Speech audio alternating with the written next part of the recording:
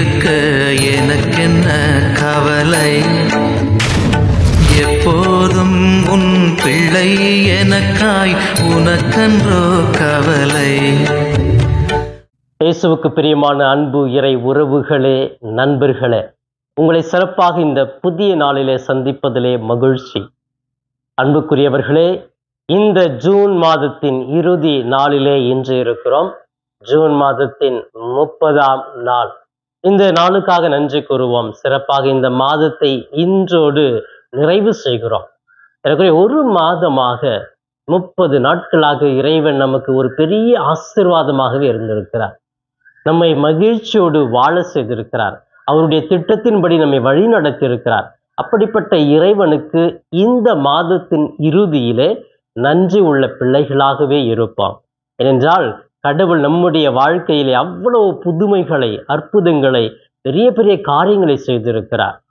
கடந்து வந்த பாதையை திரும்பி பாருங்களேன். ஒரு மாதமாக இந்த மாதத்தை நாம் எப்படி தொடங்கினோம்? இந்த மாதத்தில் நல்ல காரியங்கள் நடக்காதா? என்னுடைய வியாதி முழுமையாக நீங்கி விடாதா? என்னுடைய பிரச்சனைக்கு ஒரு விடுதலை கிடைக்காதா?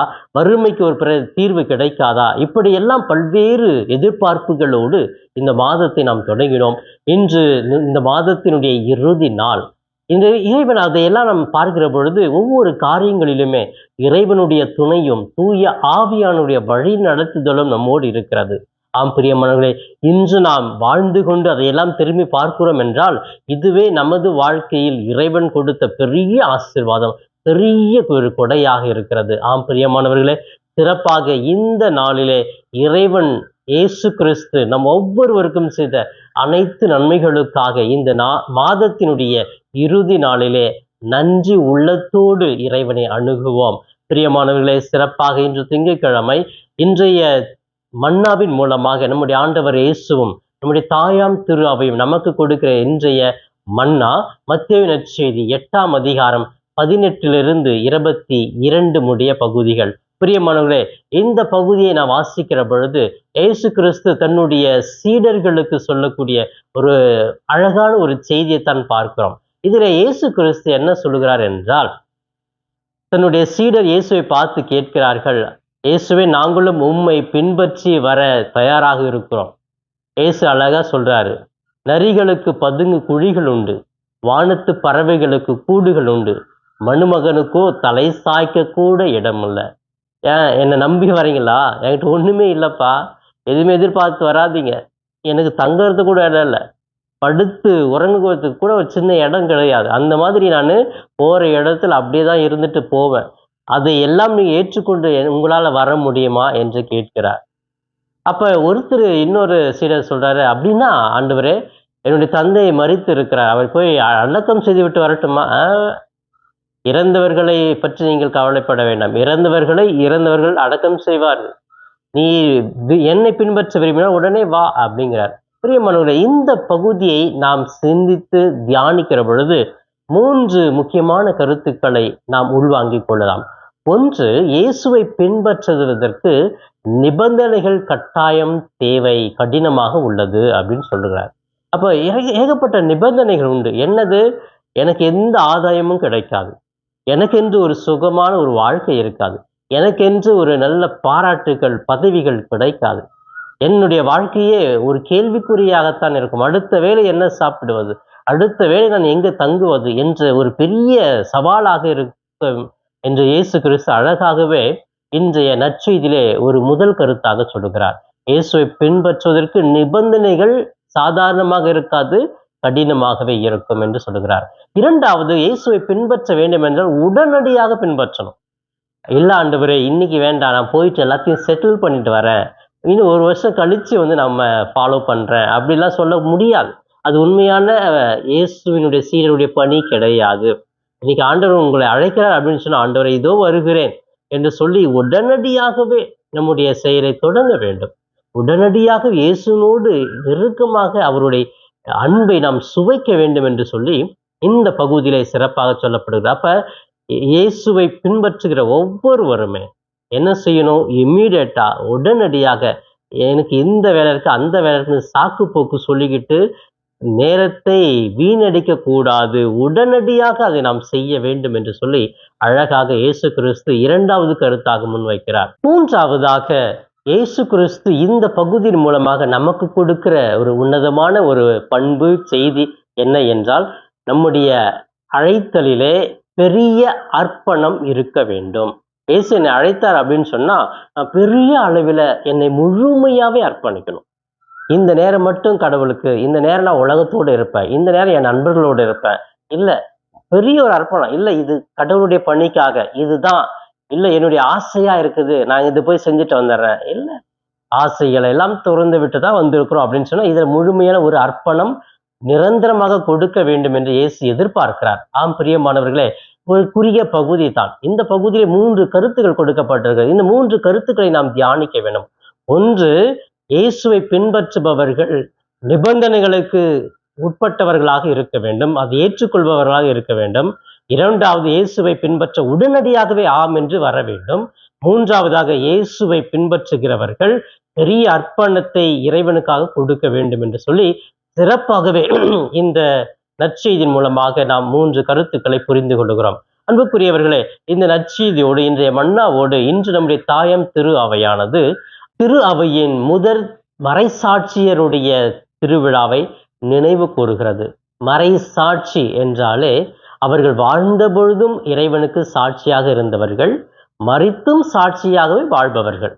உதாரணத்துக்கு நம்ம நிறைய மறைசாட்சிகளை சொல்லலாம். வேத சகாயம் பிள்ளை, அவர் வாழும் பொழுது இயேசுவுக்காகவே சான்று பகர்ந்தவர், மரித்தும் இன்னைக்கு புனிதராக மாறிட்டாரு, மாற்றப்பட்டிருக்கிறார் அப்படின்னு சொன்னா, அவர் மரித்தும் அந்த இயேசுவினுடைய செய்தியை சான்று பகருகிறார். இதுதான் எல்லாருடைய மறைசாட்சியுடைய வாழ்க்கையில் நாம் பார்க்கிறோம். ஆம் பிரியமானவர்களே, பல்வேறு மறைசாட்சிகள் தங்களுடைய வாழ்க்கையை இறைவனுக்காக கொடுத்தார்கள். இன்றைய நற்செய்தியின்படி, எனக்கு எதுவுமே இல்லையே, நாங்கள் பரவாயில்ல ஆண்டவரை, நான் உண்மை பின்பற்றுவோம், எங்களுடைய அழைத்தலே ஆம்னா ஆம் முதலில் வருவோம், ஒரு பெரிய அர்ப்பணத்தை கொடுத்து அதற்காக பணி செய்வோம் என்று செய்தவர்கள் தான் திரு அவையினுடைய முதல் மறைசாட்சியர்கள். இந்த மறைசாட்சியர்கள் நினைவு கூறுகிற வேளையிலே நானும் என்னுடைய வாழ்க்கையிலே என்னுடைய அழைத்தலை உணர்கிறேன் என்றால், நான் கிறிஸ்தவள் என்று உணர்கிறேன் என்றால், முதலிலே நான் எல்லா நிபந்தனைகளையும் கடைபிடிக்க வேண்டும். முதலிலே ஆம் என்று சொல்லி உடனடியாக செல்ல வேண்டும்.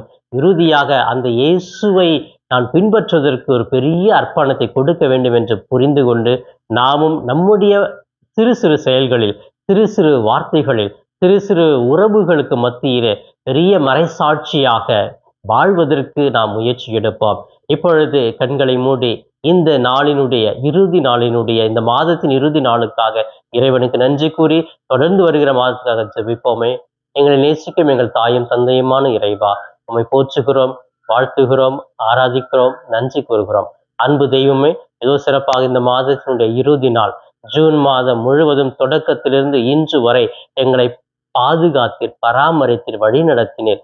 சிறப்பாக இந்த கல்வி ஆண்டை தொடங்கிய இந்த மாதத்திலே அனைத்து பிள்ளைகளுக்கும் ஞானத்தையும் அறிவையும் கொடுத்து வழிநடத்தினீர். நல்ல கல்லூரிகளை அவர்கள் தேர்வு செய்ய நீர் வழிகாட்டினீர். நல்ல படிப்பதற்கான பாடங்களை தேர்வு செய்வதில் அவர்களுக்கு நல்ல ஞானத்தை கொடுத்து நன்றி ஆண்டவரே. நல்ல பள்ளி, நல்ல கல்லூரி என்று பிள்ளைகள் தேர்வு செய்வதற்கு நீர் செய்த உதவிகளுக்காக நன்றி.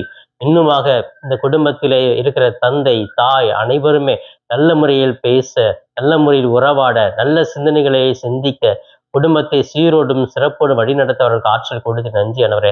நல்ல உடல் சுகத்தை கொடுத்து, நல்ல வறுமையிலிருந்து மீண்டு வர நல்ல வாய்ப்பை கொடுத்து, கடன் பிரச்சனைகளை தீர்ப்பதற்கு ஒரு வாய்ப்பை கொடுத்து, உறவுகளுக்கு மட்டும் பிரிவினை இருந்தாலும் அதை நாங்கள் இணைந்து வாழ்வதற்கு ஒரு வாய்ப்பை கொடுத்தீர். இதற்கெல்லாம் நாங்கள் இதோ இந்த மாதத்தின் இறுதியிலே நமக்கு நன்றி கூறுகிறோம் ஆண்டவரே. நன்றி நன்றி என்று நாவார வாழ்த்துகிறோம். நன்றி இயேசுவே, நல்லவரே உமக்கு நன்றி, வல்லவரே உமக்கு நன்றி. கோடான கோடிகளை சமர்ப்பிக்கிறோம் ஆண்டவரே. சிறப்பாக இதோ இந்த நாளையும் ஒப்புக் கொடுக்கிறேன். இந்த மாதத்தின் இறுதி நாள், இந்த நாள் முழுவதும் எங்களோடு பயணிக்க நாங்கள் செய்கிற ஒவ்வொரு செயலையும் ஆசீர்வதிக்க ஜெபிக்கிறோம். ஆசீர்வதியும் வழி நடத்தும், எங்களை தாங்கிக் கொள்ளும். இவையெல்லாம் எங்கள் ஆண்டவரும் மீட்பெருமான இயேசுவின் இணையற்ற நாமத்தில் ஜெபிக்கிறேன் என் ஜீவனுள்ள நல்ல பிதாவே, ஆமேன், ஆமேன். பிரியமானவர்களே, இந்த நாள் ஒரு இனிய நாளாக, இறை அருளை நிறைவாக பெற்று மகிழும் நாளாக வாழ வாழ்த்துகிறேன். உங்கள் ஒவ்வொருவருக்காக சிறப்பாக என்னுடைய தனிப்பட்ட ஜெபத்திலும் என்னுடைய திருப்பலியிலும் ஜெபிக்கிறேன். இயேசுவுக்கே புகழ், மரியே வாழ்க.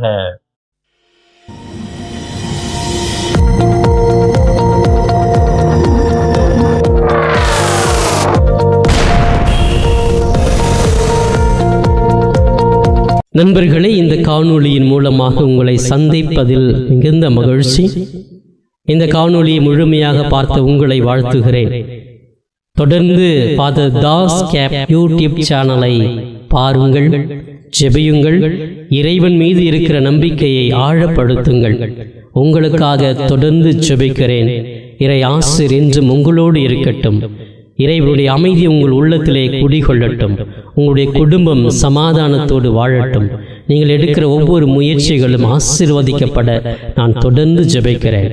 தொடர்ந்து இந்த channel father Das cap YouTube சேனலை சப்ஸ்கிரைப் செய்துவிட்டு தொடர்ந்து வருகிற ஒவ்வொரு காணொளியும் பார்த்து இந்த யூடியூப் சேனலை தாங்கும்படி உங்களை பாசத்தோடு கேட்டுக்கொள்கிறேன். நன்றி.